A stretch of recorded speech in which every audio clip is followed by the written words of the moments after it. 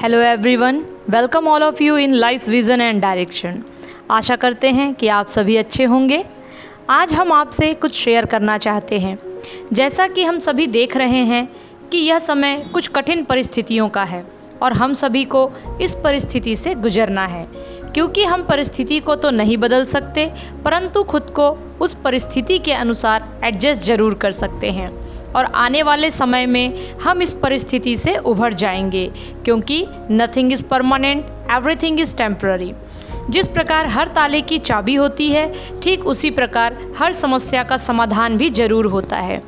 ये तो एक पहलू है। आइए इसके दूसरे पहलू पर बात करते हैं। जहाँ एक पहलू कठिन समस्या और कठिन परिस्थिति का दिखाई पड़ता है, वहीं दूसरा पहलू कई दिनों से या यूँ कहें कि कई सालों से हम सभी इतनी व्यस्तता का जीवन जी रहे हैं कि साथ रहते हुए भी शायद हमारा ध्यान हमारे परिवार की ओर पूर्ण रूप से नहीं था या हम नहीं दे पा रहे थे।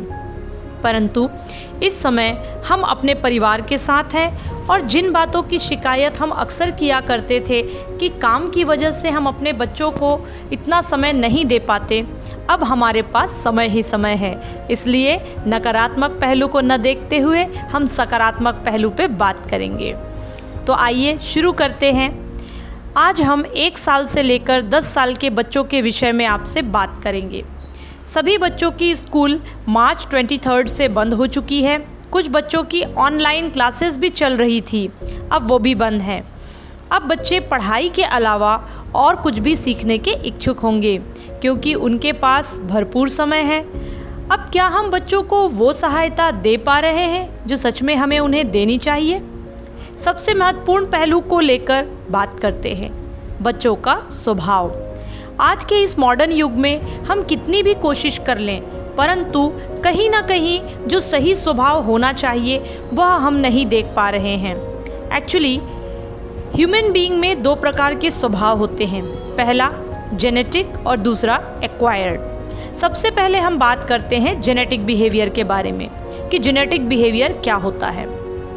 जेनेटिक बिहेवियर या कैरेक्टर पेरेंट्स से बच्चों में जीन्स के द्वारा आते हैं।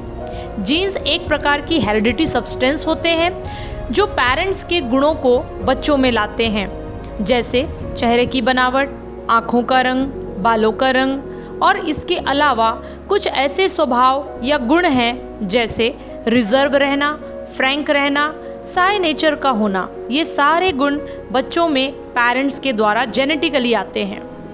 अब हम बात करते हैं एक्वायर्ड बिहेवियर के बारे में। एक्वायर्ड बिहेवियर बच्चे में माता पिता के द्वारा नहीं आते, वह तो बच्चे में उसके एनवायरनमेंट से आते हैं या डेवलप होते हैं।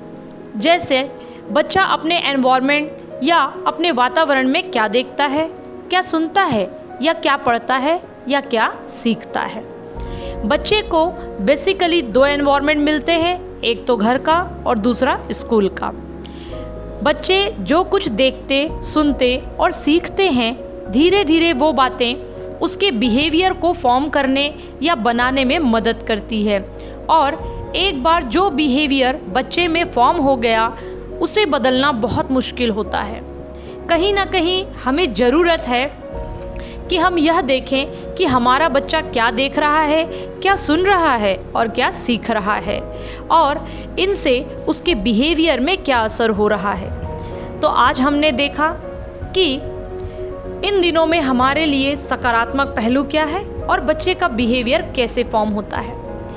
नेक्स्ट वीडियो में हम देखेंगे कि हमारा और हमारे बच्चे का वातावरण या एनवायरनमेंट कैसा है और कैसा होना चाहिए, जो कि बच्चे के बिहेवियर पर बहुत असर डालता है।